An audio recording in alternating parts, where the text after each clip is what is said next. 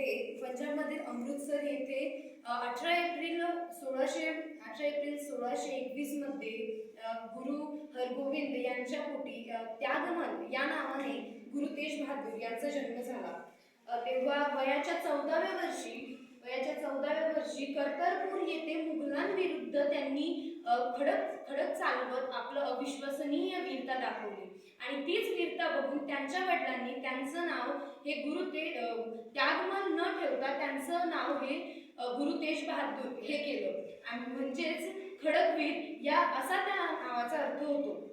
आणि पुढेच हीच निडरता त्यांच्या जीवनाचा पाया ठरली आणि जेव्हा 1664 मध्ये गुरु हरराय यांचा मृत्यू झाला, त्यांच्या निधनानंतर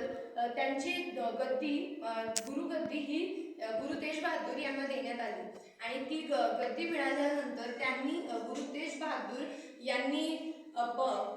पंजाब, बंगाल, आसाम अशा असंख्य राज्यांमध्ये धार्मिक प्रवास केला आणि तेथील लोकांना सत्य, अहिंसा आणि धार्मिक सहिष्णुता, सामाजिक समता यांचे धडे दिले आणि त्यांनी आनंदीपूर